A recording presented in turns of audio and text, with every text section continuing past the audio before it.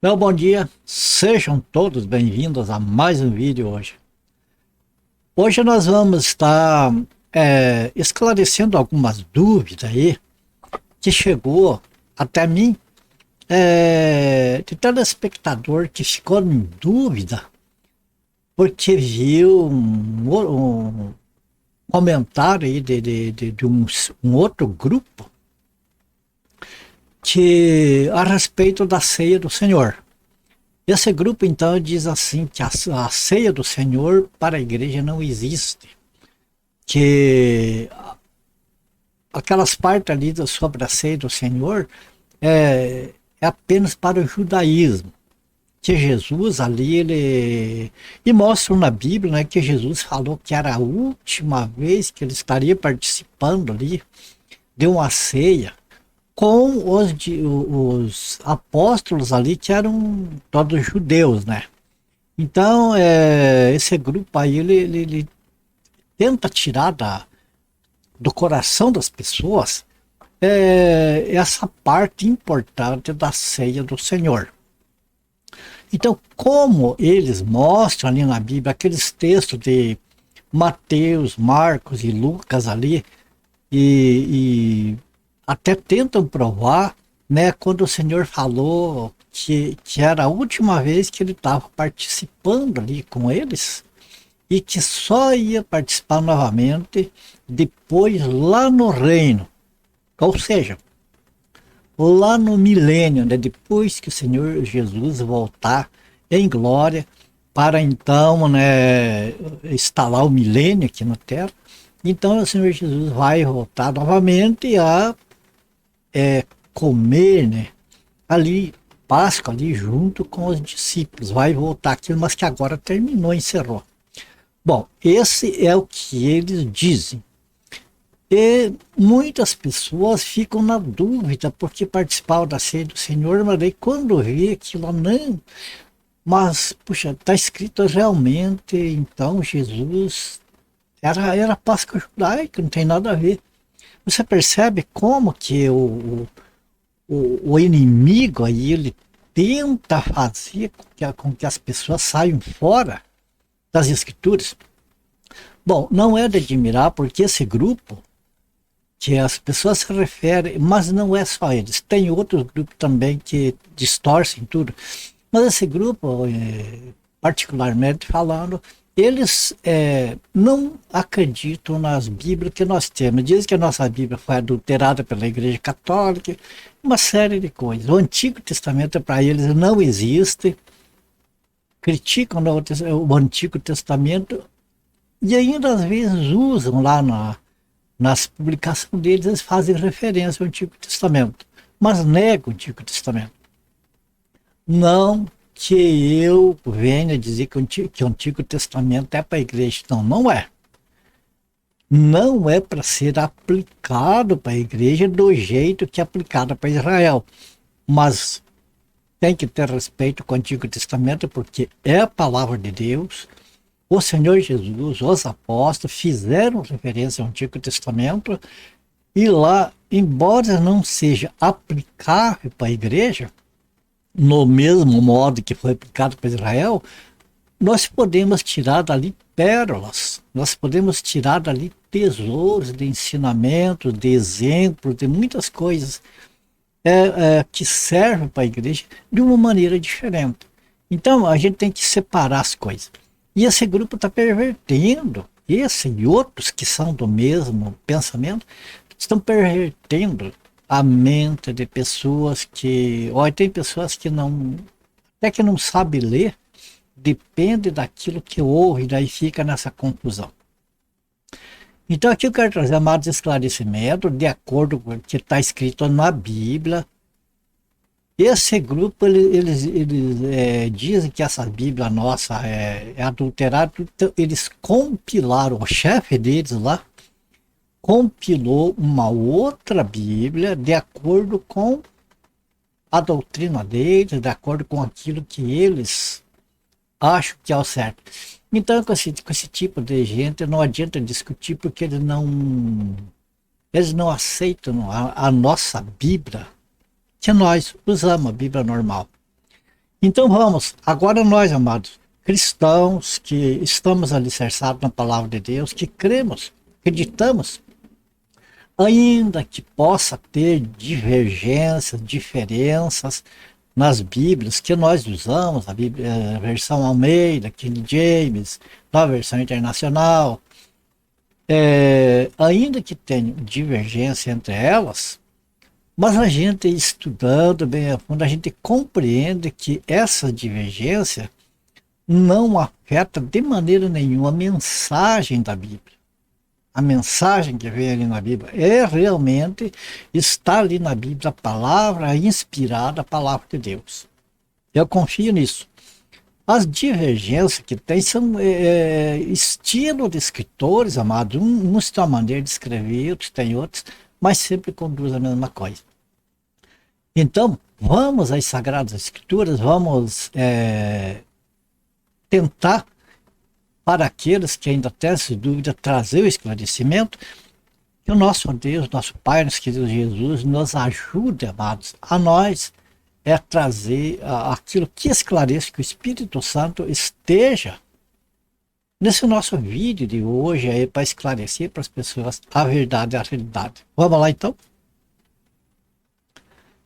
Veja, nós temos aqui então o livro de Lucas, capítulo 22, versículo 7, versículo 20. Você vai encontrar este mesmo texto no capítulo 22 de Mateus, ou melhor, 26 de Mateus, e no capítulo 14 de Marcos. Você encontra esse mesmo texto, com algumas variantes, algumas diferenças que não desmerece o texto em parte nenhuma. Esse texto aqui de Lucas eu acho interessante. Veja bem, Lucas, ele era um médico e escritor, ele escreveu dois livros, e no começo do livro dele já mostra ali que ele fez uma pesquisa minuciosa para não existir erros para aqueles que iam ver os escritos deles, que é Lucas e Atos dos Apóstolos.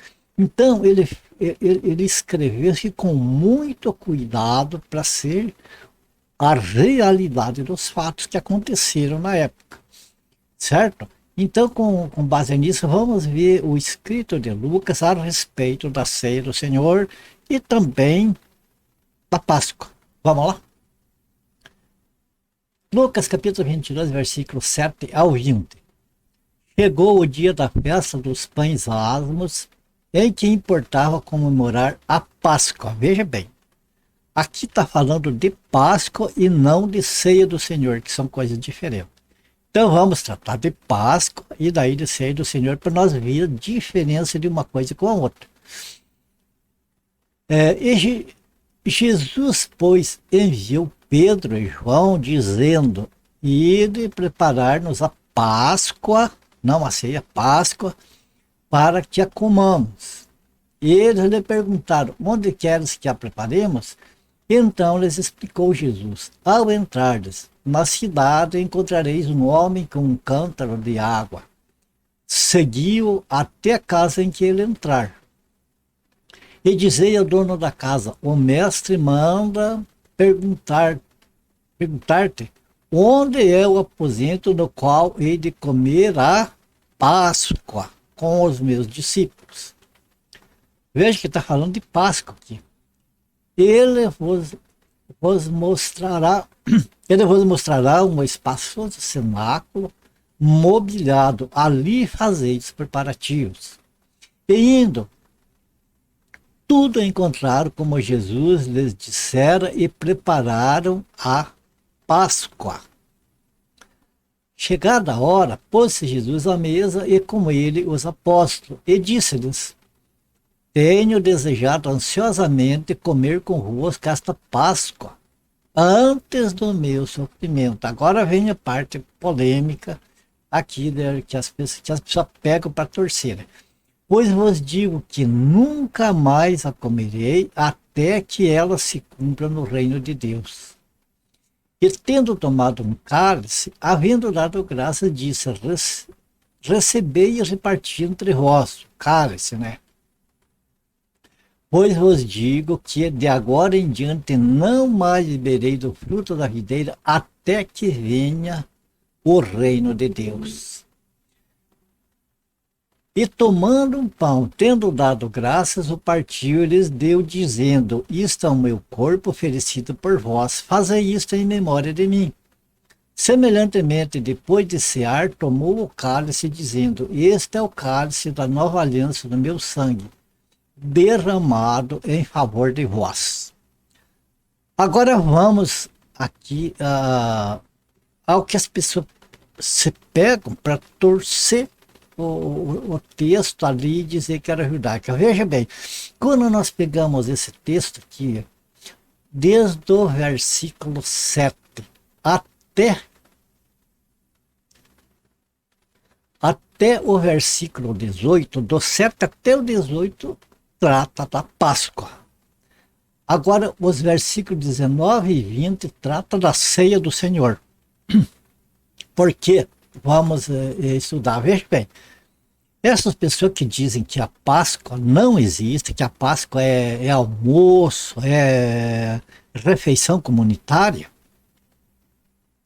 não combina com o que está no texto. E essas pessoas que dizem que a Páscoa que Jesus comemorou foi a Páscoa, não ceia do Senhor, e que, portanto, a Páscoa era carne de cordeiro, ervas amargosas ali e tal, né? Então, veja bem, eles pegam esse texto aqui, que Jesus, né, falou que nunca mais ia comer até que se cumprisse no reino de Deus. Então, aqui nós vemos que Jesus está falando ali para os apóstolos: olha, esta é a última vez que eu como junto com vocês aqui nessa terra. A próxima vez que for comer a Páscoa com vocês, vai ser lá no reino. É lá no reino de 1000 anos de Cristo. Então, nesse espaço, desde ali, daquela ceia que Jesus fez com os discípulos, até o milênio, Jesus não ia participar mais de Páscoa com os judeus. Páscoa é para o judeu, não é para a igreja. Não tem nada a ver com a igreja, é Páscoa. Então, esse espaço de tempo, Jesus não ia participar do cálice, do pão, da carne de cordeiro e tudo. Veja bem, tudo isso se fala aqui. Você nota que aqui tem 2 cálices. Quer ver? Aqui, olha. Vamos aqui, o versículo 16. Pois vos digo que nunca mais a comerei até que ele se cumpra no reino de Deus. E tomando um cálice. Veja que no versículo 17 fala, e tomando um cálice, havendo dado graças, disse: recebei esse partir entre vós. Aqui eles estavam comendo a Páscoa judaica. Ali tinha carne de cordeiro, ervas amargosas e tal. Agora veja, isso no versículo 17. Agora veja aqui no versículo 20, semelhantemente, depois de cear. Se nós não pegar esse detalhe, nós vamos acreditar que realmente Páscoa não existe. Então veja que ali do versículo 17 fala de um cálice e aqui fala de outro cálice. Semelhantemente, depois de cear, tomou o cálice, dizendo: este é o cálice da nova aliança do meu sangue derramado em favor de vós. Entende aonde que está? Aqui não fica dúvida, amados irmãos, que Jesus ali na ceia ele tratou. Ali no evento da Páscoa, ele comeu a Páscoa, sendo judeu, participou junto com os apóstolos que eram judeus também, mas depois que comeram a Páscoa, ele instituiu a ceia do Senhor. É um outro cálice ali. Agora você veja este outro texto aqui. Então aqui nós podemos dividir esse texto em 2 partes, do versículo 7 ao 18, Páscoa judaica, não tem nada a ver com a igreja. E daqui do versículo 19 e 20, ceia do Senhor. para a igreja. Agora veja aqui no livro de 1 Coríntios, capítulo 11, versículos 23 ao 26, principalmente. Este aqui é para a igreja, veja bem. E veja como este texto de 1 Coríntios combina, fecha, aqui com os versículos 19 e 20 de Lucas 22. Veja como fecha direitinho. 1 Coríntios 11, 23 e 26. Apóstolo Paulo falando, porque eu recebi do Senhor o que também vos entreguei.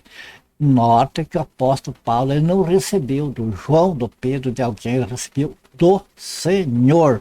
O próprio Senhor em pessoa entregou para ele, revelou para ele tudo o que era a respeito de passar para a igreja. E depois todos os outros apóstolos, os 12 apóstolos ali, eles fizeram de acordo com o mandamento do Senhor. Então, ele recebeu, não foi de pessoa, de homem, de ensinamento nenhum, ele recebeu do próprio Senhor. O que ele recebeu?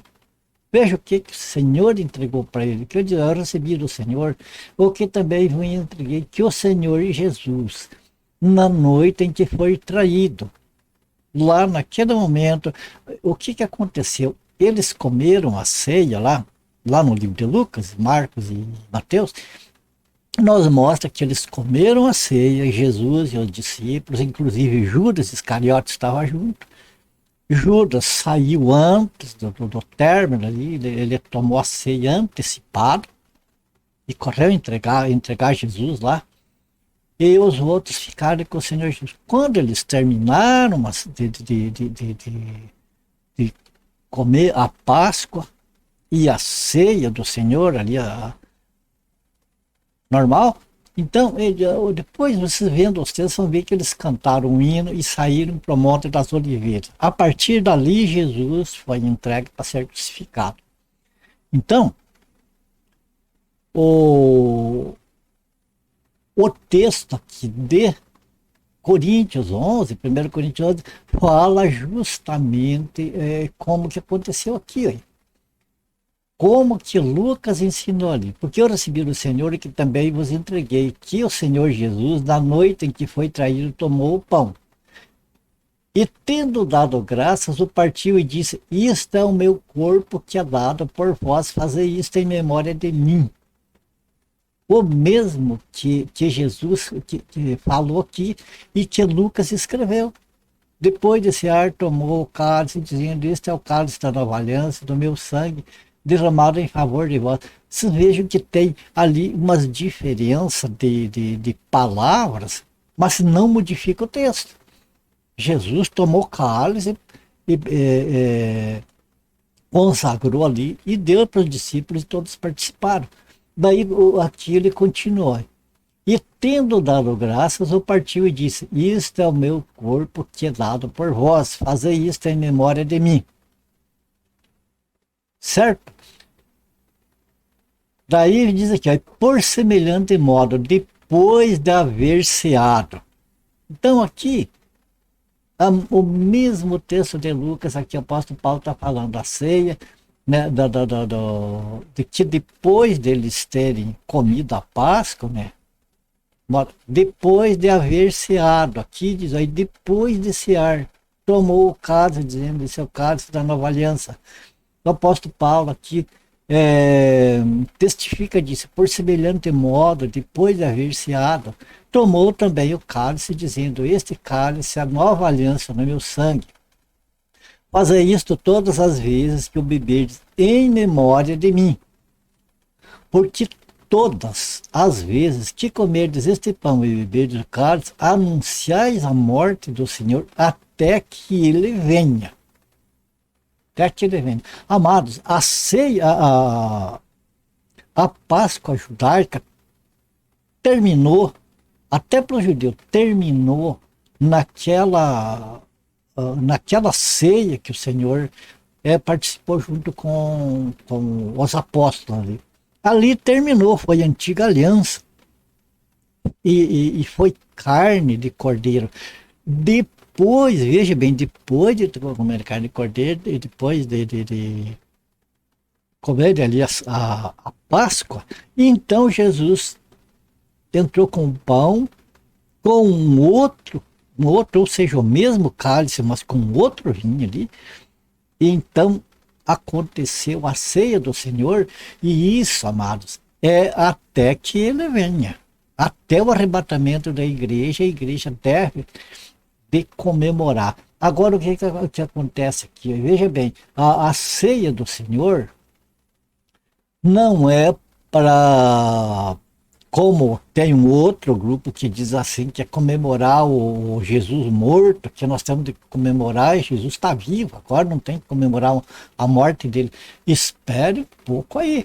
Veja bem, por exemplo, como exemplo, não tem tantas estátuas de pessoas importantes, aí, bandeirantes, Tiradentes, por exemplo, tem estátua dele. Aqui na nossa cidade de Ponta Grossa, ali numa praça, tem estátua do Tiradentes, porque as pessoas passaram ali e se recordar que aquele foi o herói da Inconfidência Mineira. Então, assim, existe um memorial, no caso do Tiradentes, é uma estátua. No caso de Jesus, não é uma estátua, é um cálice com vinho e uma fatiazinha de pão. Então é um memorial, é para recordar, memorial é manter na memória. Manter na memória alguma coisa, um ato de bravura, um heroísmo.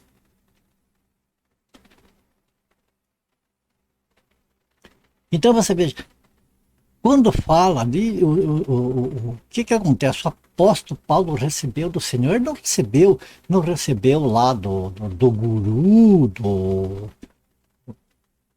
pastor presidente, não sei o que lá, ele recebeu do próprio Senhor, que é dessa maneira. Agora, o que acontece? Muitos falam que a igreja de Corinto estavam levando comida lá e estavam uma bagunça lá. Realmente, o Senhor Jesus deu uma prensa neles ali. O Senhor Jesus chamou a atenção deles e repreendeu. O que vocês estão fazendo não é ceia do Senhor. Vocês estão trazendo comida aqui para comer. Estão fazendo banquete aqui. Porque ele fala ali que vocês não têm casa para comer. Então disse, se vocês querem comer, querem encher a barriga, façam isso em casa.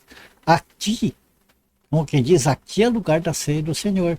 Aqui é com respeito e é todos por igual. Um pedaço de pão e do cálice ali um gole. Entende? Então é totalmente diferente. Agora dizer que era só judaica, não. Judaica é a ceia. A Páscoa. A Páscoa com carne de cordeiro era judaica e isso a igreja não faz. A igreja do Senhor não faz. A igreja do Senhor Jesus comemora com o pão e o vinho. E isso até que o Senhor venha. Veja bem, quando dizem que que a ceia do Senhor é comemorar um Jesus morto, que ele está vindo, não é comemorar o Jesus morto, é lembrar a morte dele, é trazer em memória que ele um dia morreu pelos nossos pecados. Não é que ele é morto. Sabemos que ele não está morto, que ele ressuscitou, mas sabemos que um dia ele deu a vida dele em resgate, e isso nós devemos de ter em memória sempre. Então, amados, com esses textos que nós vimos, cai por terra toda e qualquer falácia de que a ceia do Senhor não é uma instituição, que não foi instituída, que é judaica, que é não sei o quê. Veja bem, tem que pôr essa diferença. A Páscoa era judaica. A ceia do Senhor é para a igreja. Jesus, lá quando ele instituiu a ceia, foi durante ali a comemoração da Páscoa judaica. Então, ali naquele momento, o que nós entendemos com esse versículo? Jesus pôs um fim, né, na Páscoa judaica. A igreja não tem nada a ver com a Páscoa judaica, não tem que fazer comemoração de sair do Egito, porque não teve lá no Egito, então não tem nada com essas coisas. Mas naquele mesmo instante terminou, veja bem, terminou A Páscoa judaica, e para a igreja começou a ceia do Senhor para ser comemorada em memória da morte do Senhor Jesus até que ele venha, até o arrebatamento, portanto. Certo? Então não tem como dizer, como tentar coisa diferente aí. Eu acredito que aqui ficou bem explicado. Qualquer coisa que vire com textos lá fora do contexto, contexto é tentando dizer que é outra coisa, amados, vejam, pegue esses dois textos aqui, porque para a igreja do Senhor Jesus, hoje é o texto de 1 Coríntios capítulo 11, a partir do versículo 23. Certo? Mas é interessante uma coisa, veja aqui mais o que o apóstolo Paulo deixou escrito aqui, ó, para a igreja de Corinto. 1 Coríntios 5, 7. Alimpai-os, pois, do fermento velho, para que sejais uma nova massa. Assim como estáis sem fermento, porque Cristo, nossa Páscoa, foi sacrificado por nós.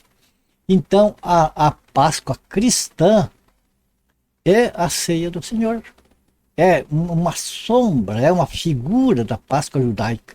Mas não é os mesmos elementos, não é a mesma coisa, porque a Páscoa judaica era comemorada principalmente com o cordeiro. O cordeiro, lá para os judeus, que representava Jesus Cristo, o Cordeiro de Deus, sendo imolado em sacrifício aqui não só de judeus, mas do mundo, de todos os que creem. Então, a nossa Páscoa é com o Cordeiro de Deus que tira o pecado do mundo, com o sangue do Senhor Jesus Cristo, e não com um cordeiro normal, natural assim. Certo, meus queridos irmãos, companheiros de estudos bíblicos, e você que está me assistindo aqui, principalmente você que ficou comigo até o final desse vídeo aqui, eu espero sinceramente que a luz do Espírito Santo possa iluminar você, eu, todos nós, para que a verdade, você, todos nós venhamos a praticar a verdade. Aquilo que realmente vem da parte do Senhor para nós, e não as falácias, os enganos que está cheio por aí tentando perverter, amados. O serviço do diabo nesse mundo é matar, roubar e destruir. Principalmente nessa área aí. De destruir as verdades que vêm até nós para tentar nos tirar fora do caminho que é Cristo. Mas ele não vai conseguir, sabe por quê? O próprio Jesus nos deixou claro isso. Contra a igreja dele, a igreja do Senhor Jesus, as portas do inferno não vão prevalecer. As portas do inferno estão prevalecendo para a cristandade. A cristandade que está fazendo o que eles querem e deixou de Jesus para fora. Mas a verdadeira igreja do Senhor, as portas do inferno não vão prevalecer. Os escolhidos não vão ser enganados, porque o Espírito Santo vai estar mostrando a realidade. Ok? Minha oração que o Senhor abençoe e guarde cada um de vocês. A minha gratidão primeiramente a Deus, pois a cada um de vocês, principalmente você que ficou até agora com a gente aqui, meu companheiro de estudo bíblico, vamos estar aí no mesmo Espírito. Senhor abençoe, guarde você e tua família, ore por mim, pela minha família. Se for do agrado do Senhor, haveremos de estar juntos no próximo vídeo. Portanto, fiquem todos com Deus. Até o próximo vídeo, se o Senhor nos permitir.